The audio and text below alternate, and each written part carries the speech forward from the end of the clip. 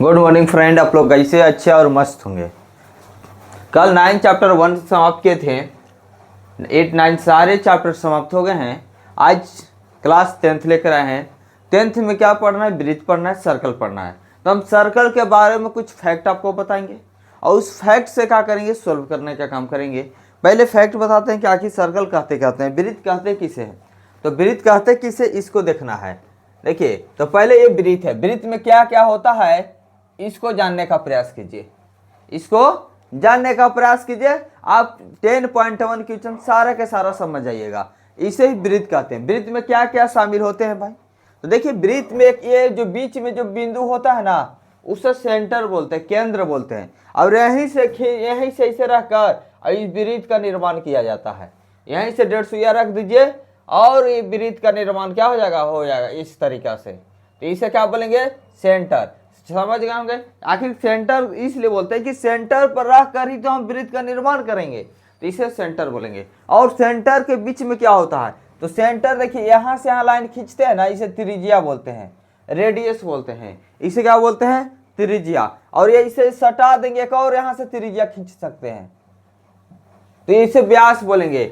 इस तरीका से लाइन कितना भी त्रिज्या, कितना भी व्यास, अनंत त्रिज्या अनंत व्यास हो सकते हैं। वृत्त में अनंत इन्फिनाइट त्रिज्या होंगे, इन्फिनाइट क्या होंगे? वृत्त होंगे। तो ये यहाँ से कहीं भी खींच दो वृत्त हो गया। माने सेंटर से होते हुए अगर परिधि पर चल जाएगा लाइन तो व्यास हो जाएगा। और सेंटर से एक और आएगा तो त्रिज्या, एक और जाएगा त्रिज्या, त्रिज्या है। ये क्या है? त्रिज्या।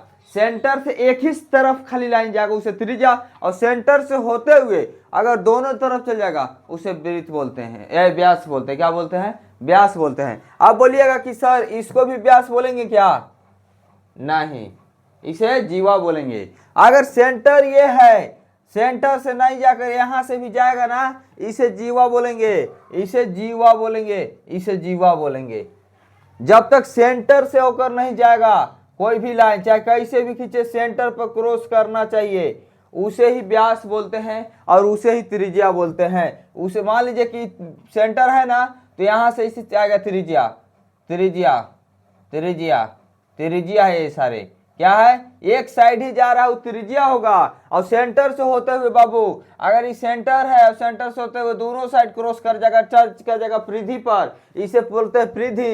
ये क्या बोलते हैं? लाइन को परिधि बोलते हैं। इसे क्या बोलते हैं? परिधि बोलते हैं। तो आप लोग इसमें क्या क्या समझे? आप लोग इसमें परिधि समझे। गोल रास्ता है, मान लीजिए कि गोल चबूतरा, चबूतरा के गोले गोले घूम रहे हैं, तो आप परिधि पर घूम रहे हैं। किस पर घूम रहे हैं? परिधि पर घूम रहे हैं। और सेंटर समझ गए, केंद्र समझ गए, जीवा भी समझ गया। अगर सेंटर से ना होकर जाएगा, अगर सेंटर से नहीं होकर जाता है, मान लीजिए सेंटर है और सेंटर से थोड़ा सा भी इधर होकर जाता है, तो इसे जीवा बोलेंगे। क्या बोलेंगे? जीवा। सेंटर पर टच नहीं किया ना, जीवा। और गोले गोले रास्ते में इसे घूम रहे हैं, परिधि। त्रिज्या समझिएगा कि एक वृत्त में कितने त्रिज्या हो सकते हैं? अनंत त्रिज्याएं हो सकते हैं, अनंत व्यास हो सकते हैं। ऐसा लिमिट नहीं है कि सर एक ही को होगा। अरे बाबू, ये भी तो त्रिज्या है, ये भी त्रिज्या है, ये भी त्रिज्या है, ये भी त्रिज्या है, ये भी त्रिज्या है। ये सारे के सारे त्रिज्या है, रेडियस है। अब पूछेंगे कि सर कितना त्रिज्या को अगर हम मिलाएंगे तो एक व्यास बनेगा? तो बाबू यहाँ से एक त्रिज्या गया, अब यहाँ से एक और त्रिज्या हो गया, तो दो त्रिज्या को मिलाएंगे ना तो एक व्यास का निर्माण करेगा, एक डायमीटर का निर्माण करेगा। दो त्रिज्या को मिलाकर एक डायमीटर। तो लिख सकते हैं, क्या लिखेंगे कि एक त्रिज्या जब होगा, एक डायमीटर में दो त्रिज्या, एक व्यास में दो त्रिज्या हो रहा है ना जी, तो एक त्रिज्या में कितना होगा? तो d/2 कर देंगे। यहीं से इसको भेज दो। तो ये दोनों फार्मूला याद रखिएगा कि एक व्यास में दो त्रिज्या, तो एक व्यास में दो त्रिज्या, तो एक त्रिज्या में तो व्यास का आधा होता है। त्रिज्या किसका होता है? व्यास का आधा। और व्यास क्या होता है? त्रिज्या का दुगना। एक क्वेश्चन याद रखिएगा फॉर्मूला कि व्यास जो होता है ना, त्रिज्या का दुगना होता है, और त्रिज्या जो होता है ना, व्यास का आधा होता है। आधा होता है, याद करने की जरूरत नहीं है, समझने की खेल था। चलिए, यहां तक समझ गए। अब आप लोग को क्वेश्चन किस तरीका से पूछता है, वहां भी थोड़ा सा और व्यास सर्कल को क्या करते हैं, घुमाते हैं आप लोग के पास। चलिए, यहां तक समझ गए होंगे, इसको मिटाते हैं। समझना बहुत जरूरी है। सवाल खत्म करना जरूरी नहीं है, उस जिस भी सवाल को बनाइए उसका टॉपिक समझिए, पॉइंट समझिए कि आखिर वृत्त है क्या, वृत्त है क्या, इसको समझना बहुत जरूरी है, वर्ड को समझना है बहुत जरूरी है। तो आइए दिखाते हैं। अब हम लोग परिधि समझ गए, जीवा समझ गए, त्रिज्या समझ गए, व्यास समझ गए, सारे वृत्त के बारे में समझ गए हैं। थोड़ा और व्यास समझ बता रहे हैं, रुकिए। तो इसमें तो बता दिया ना कि कितने त्रिज्या होंगे एक वृत्त में, अनंत। कितने व्यास हो गए, अनंत। ठीक है, बिंदु कितने होंगे इस तरीका से, तो अनंत बिंदु खींचा जा सकता है वृत्त पर। तो अनंत होंगे त्रिज्या, अनंत होंगे व्यास, अनंत होंगे बिंदु। ठीक है, अब इसमें और आपको दिखाना है कि ये बाबू बताइए क्या ऐसा रेखा होगा, ये वृत्त से टर्चे नहीं कर रहा है, तो इसे बोल देंगे ना कि अप्रतिच्छेदी होगा, अप्रतिच्छेदी रेखा, अप्रतिच्छेदी रेखा। एक ऐसा रेखा होगा अप्रतिच्छेदी रेखा। अगर यही बाबू टच कर जाएगा, चलिए अच्छा ये टच कर दिया, तो कैसा रेखा है, प्रतिच्छेदी रेखा। कैसा रेखा है, प्रतिच्छेदी। बीच में क्या हुआ है, चल गया, तो इसको प्रतिच्छेदी रेखा भी बोल सकते हैं, छेदक रेखा भी बोल सकते हैं, प्रतिच्छेदी रेखा भी बोल सकते हैं इसको, प्रतिच्छेदी रेखा या छेदक रेखा कहीं कहीं दे देगा। और यहाँ ये देखो वृत्त है, अब वृत्त के देखिए ऐसे जा रहा है या ऐसे जा रहा है, या फिर वृत्त को ऐसे जा रहा है कर किनारे से, छेद नहीं रहा है, लाइन पर चल जा रहा है, तो इस ऐसा बनेगा, ऐसा बनेगा, या ऐसा कभी बन के दिखा देगा, कभी ऐसा बन के दिखाएगा। छेद नहीं रहा है, ये वृत्त से क्या करता रहा, क्रॉस कर जा रहा है शॉर्ट के, इस तरीका से, इस तरीका से। तो इसे क्या बोलेंगे, स्पर्श रेखा बोलेंगे। स्पर्श करके टच करके चला जा रहा है, ये सारे के सारे क्या है, स्पर्श रेखा है। सारे के सारे क्या है, ये स्पर्श रेखा है। ये देखो कुछ टर्चे नहीं किया, तो ये अप्रतिच्छेदी रेखा, अस्पर्श रेखा इसको बोल सकते हैं, स्पर्श रेखा इसे बोल सकते हैं, अप्रतिच्छेदी रेखा बोल सकते हैं। ये देखिए बीच में छेद कर चला गया, इसको कुछ प्रतिच्छेदक रेखा बोल सकते हैं या छेदक रेखा बोल सकते हैं। यहाँ तक आप लोग समझ गए होंगे, कोई दिक्कत नहीं हुआ होगा। देखिए आज इतना क्लास हम लोग खाली सिर्फ 7 मिनट का चलाएं, तो खाली वृत्त के बारे में समझाने में किया है। तो इसे क्या बोलेंगे, स्पर्श रेखा। स्पर्श रेखा ये सिर्फ टच करके गया है, इसे बोलेंगे स्पर्श करके गया है, तो इसे बोलेंगे स्पर्श रेखा। ये जो भी वृत्त से अगर टच करके किनारे से निकल जाएगा उसे स्पर्श रेखा कहेंगे, और अप्रतिच्छेदी रेखा उसे कहेंगे जो टच ही नहीं किया, दूर से निकल जा रहा, भाग जा रहा डरे, तो इसको बोलेंगे अप्रतिच्छेदी रेखा या अस्पर्श रेखा बोलेंगे। इसे बोलेंगे भाई आया डट के और बीचे बीचे छेद के चल गया, इसे प्रतिच्छेदी रेखा बोलेंगे या छेदक रेखा बोलेंगे। आया बीचे बीचे, कहा कि कौन है जी, ये टच कर गया, बीचे बीचे छेद दिया, इसे छेदक रेखा भी बोलेंगे, प्रतिच्छेदी रेखा भी बोलेंगे। चलिए आज यहाँ तक हो गया। अब हम इस चैप्टर को आज समाप्त कर देंगे। 30 मिनट के अंदर क्या करेंगे, चैप्टर को समाप्त करने का काम करेंगे।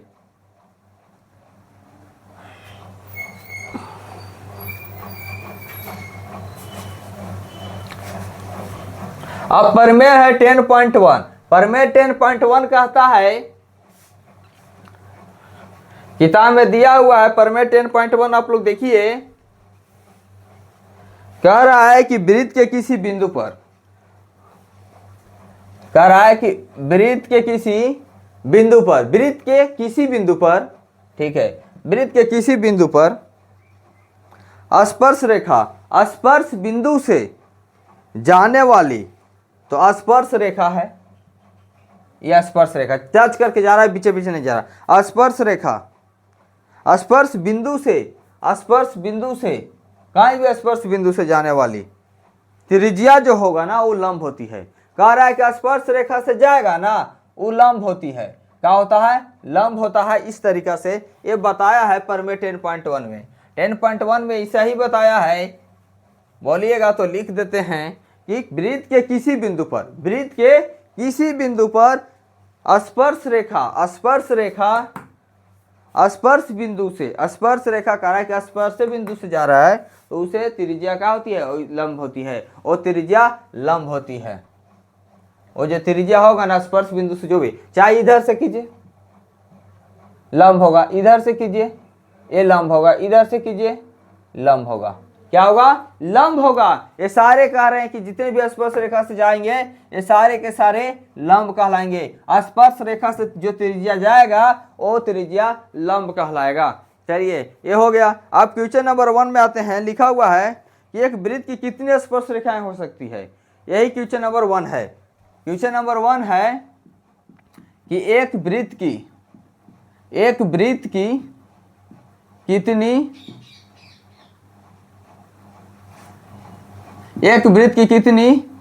स्पर्श रेखाएं हो सकती है। ये क्वेश्चन फर्स्ट बोल रहा है, किताब खोलकर देख लीजिए कि कह रहा है कि एक वृत्त की कितनी स्पर्श रेखाएं हो सकती है। एक वृत्त की कितनी स्पर्श रेखाएं हो सकती है। तो देखो बाबू, एक वृत्त है, यहां देख लीजिए, ये एक वृत्त है। एक वृत्त की कितनी स्पर्श रेखाएं टच होकर जाएगी। तो ऐसे भी स्पर्श रेखा जा सकती है, ऐसे भी जा सकती है, ऐसे भी जा सकती है, ऐसे भी जा सकती है, मान लीजिए टच करके, ऐसे भी जा सकती है, थोड़ा सा टच करेगी, यहाँ से थोड़ा टच करेगी, यहाँ से करेगी, इस तरीका से कहीं थोड़ा थोड़ा टच करके निकाल सकते हैं। तो एक वृत्त में कितनी स्पर्श रेखाएं हो सकती है। तो एक वृत्त में अनंत स्पर्श रेखाएं हो सकती है। क्या है कि हम दिखा न दिए, थोड़ा सा टच यहाँ करेगा निकल जाएगा, थोड़ा सा टच करेगा यहाँ निकल। आप ही बताइए, एक बॉडी है, कितने स्पर्श रेखाएं हो, कितने स्पर्श हो सकते हैं। यहाँ से कोई टच करके भाग जाएगा, कोई यहाँ से टच करके भाग जाएगा, कोई यहाँ से रगड़ते हुए पूरा कर देगा। तो स्पर्श रेखाएं, एक वृत्त में अनंत स्पर्श रेखाएं हो सकती है। तो इसका आंसर लिखिए, अनंत हो सकती है। इसका आंसर क्या होगा, अनंत स्पर्श रेखा हो सकती है। अनंत स्पर्श रेखा हो सकती है। अनंत स्पर्श रेखा, एक वृत्त की कितने स्पर्श रेखाएं हो सकती है, अनंत स्पर्श रेखाएं हो सकती हैं। पहला क्वेश्चन यही था। अब यहाँ लिखिए क्वेश्चन नंबर 2 का फर्स्ट कह रहा है, 2 का फर्स्ट कह रहा है कि एक वृत्त की कितनी स्पर्श रेखाएं हो सकती है। ये हो गया। अब दूसरा क्वेश्चन है, रिक्त स्थान की पूर्ति कीजिए। आप लोग देख लीजिएगा, दूसरा क्वेश्चन कहता है कि रिक्त स्थान की पूर्ति कीजिए। ठीक है, आइए इस क्वेश्चन को मिटा देते हैं आंसर को। दूसरा के पहला कह रहा है कि किसी वृत्त की स्पर्श रेखा उसे प्रतिच्छेद, चलिए किसी वृत्त की स्पर्श रेखा, किसी वृत्त की स्पर्श रेखा, किसी वृत्त की स्पर्श रेखा, यही है क्वेश्चन, स्पर्श रेखा उसे फिर यहां देखो खाली स्थान है बाबू, खाली स्थान है, उसे बिंदुओं पर प्रतिच्छेद करती है। बिंदुओं पर प्रतिच्छेद करती है, प्रतिच्छेद करती है। ठीक है, यही है ना। कह रहा है कि किसी वृत्त की स्पर्श रेखा कह रहा है किसी वृत्त की स्पर्श रेखा, किसी वृत्त की स्पर्श रेखा उसे डैश बिंदुओं पर प्रतिच्छेद करेगी। स्पर्श रेखा की बात कर रहा है यहाँ, किसी वृत्त की स्पर्श रेखा उसे बिंदुओं पर प्रतिच्छेद करेगी। तो देखो यहाँ ये वृत्त है स्पर्श रेखा से, तो समझिए ये स्पर्श रेखा किए हैं तो कितना बार ये कर रहा है, किसी वृत्त के स्पर्श रेखा उसे बिंदुओं पर, तो कितना बार टच किया, एक बार ना। यहां से भी गुजार दीजिए स्पर्श रेखा इस तरीका से, एक बार टच करेगा, कहाँ यहां से गुजार दिए, एक बार टच करेगा इस तरीका से, तो कितना बार टच कर रहा है, कहाँ से गुजार दीजिए, कहाँ से गुजार दीजिए इस तरीका से, एक ही बार इतना टच करेगा। तो एक बार किसी वृत्त की स्पर्श रेखा उसे कितनी बिंदुओं पर प्रतिच्छेद करती है, तो एक ही बार टच करेगा, लेकिन कितना दूर तक भी कर सकता है, थोड़ा सा भी कर सकता है, तो एक बिंदुओं पर प्रतिच्छेद करेगा। ऐसा नहीं कि यहाँ भी टच कर लिया और यहाँ भी टच कर लिया, घूमेगा जी। स्पर्श रेखा जो है यह इस तरीका से नहीं टच करेगा, ऐसे कर ऐसे घूमेगा, वैसे फिर टच करेगा, ऐसे तो टच नहीं करेगा। जब भी करेगा तो स्पर्श रेखा सीधे जाएगा, तो एक ही बार टच करेगा, तो स्पर्श रेखा सीधा होता है, तो कितना बार टच करेगा किसी भी वृत्त को, वृत्त तो गोल है, जब भी करेगा तो एक ही बार टच करेगा। तो लिखेंगे एक बिंदुओं पर, क्या लिखेंगे, एक बिंदुओं पर स्पर्श करती है। यहां तक कोई किसी को दिक्कत नहीं हुआ होगा। चलिए दूसरा क्वेश्चन देखिए। दूसरा क्वेश्चन का किसी वृत्त की स्पर्श रेखा उसे हो गया। दूसरा क्वेश्चन, वृत्त के दो बिंदुओं पर प्रतिच्छेद करने वाली रेखा को क्या कहते हैं। अब देखिए इसका दूसरा कह रहा है कि वृत्त को दो बिंदुओं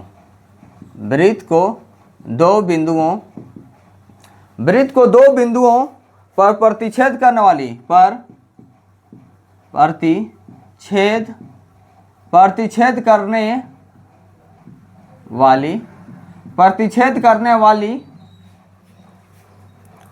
रेखा को क्या कहते हैं?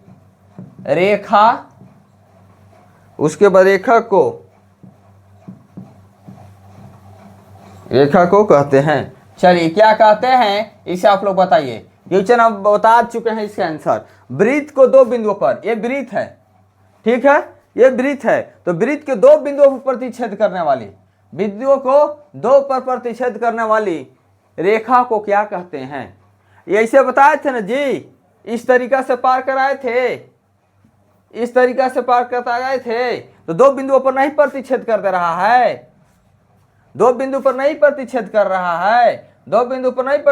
रहा है, इसे क्या बोलते हैं? प्रतिच्छेदी रेखा। अब ये नहीं टच कर रहा था, अब प्रतिच्छेदी रेखा, ये स्पर्श कर रहा था, तो बोले थे ना स्पर्श रेखा, तो ये प्रतिच्छेदी रेखा, ये छेदक रेखा ना बोल देंगे, प्रतिच्छेदी या छेदक रेखा, जो भी आंसर होगा देख लीजिएगा। समझ में आया? यहां तक तो कोई किसी का डाउट नहीं होना चाहिए। आज इतना ही पढ़ाते हुए डिटेल में, और चैप्टर को क्या करना है? समाप्त करना है। चलिए तीसरा क्वेश्चन इसमें देखिए, कह रहा है कि एक वृत्त की समांतर स्पर्श रेखाएं हो सकती है। एक वृत्त की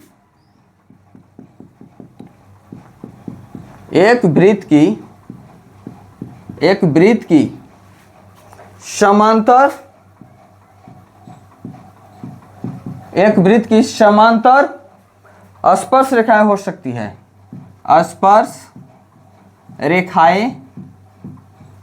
है। अब आप लोग खुद इसको बताइए क्या होगा। एक वृत्त की समांतर स्पर्श रेखाएं, तो पहले वृत्त बनाइए, और समांतर बोला है ना जी, और वो भी स्पर्श करते हुए ना बोला है। समांतर भी होना चाहिए, वो स्पर्श भी होना चाहिए। तो समांतर होगा तो ऐसे ना होगा, या फिर ऐसे समांतर होगा और स्पर्श होगा। समांतर का मतलब सामने, आमने सामने, ऐसे भी होगा, ऐसे भी होगा, ऐसे भी होगा। तो आखिर एक वृत्त पर कितना बन रहा है? चाहे जैसे भी आप बना दो, चाहे ऐसे बनाइए या ऐसे बनाइए, दो ही ना बन रहा है जी। समांतर का मतलब आमने सामने की भुजा बराबर होने चाहिए, डिस्टेंस, आमने सामने की डिस्टेंस बराबर, उसे समांतर ही ना बोलते हैं। तो ये आमने सामने ना हो गया, यहाँ भी बराबर होगा, यहाँ भी बराबर, सब बराबर होगा। तो समांतर भी होना चाहिए और वह स्पर्श करते होने चाहिए। अगर स्पर्श सिर्फ नहीं देता ना और समांतर दे देता तो ऐसे बना ही रहिए, अनंत बन जाता। समांतर बोलता, स्पर्श करते हुए नहीं बोलता, सिर्फ यहाँ से स्पर्श हटा देगा ना, तो इसमें अनंत हो जाएगा। अनंत समांतर खींच ही रही है लाइन, जितना खींचना है अनंत में आ जाता। लेकिन समांतर बोल के स्पर्श रेखा पर बोल दिया है, स्पर्श रेखा पर बस टच करके निकलना है, छेदना नहीं है इसको। तो इसलिए इसका आंसर हो जाएगा दो समांतर स्पर्श रेखाएं होंगे। कितने होंगे? दो। आप देख सकते हैं, बोले तो क्या स्पर्श नहीं रहता ना तो अनंत हो जाता। यहाँ तक समझते चलना है, क्या करना है? समझना है। दूसरा का तीसरा भी हो गया। अब एक इसमें और एक क्वेश्चन है, और उसके बाद 3 और 4 क्वेश्चन है, समाप्त कर देंगे। फिर क्या, वृत्त तथा उसके स्पर्श रेखा के उभयनिष्ठ बिंदु को क्या कहते हैं? अब देखिए तीसरा के बाद चौथा क्वेश्चन में करा कि वृत्त तथा उसकी स्पर्श रेखा के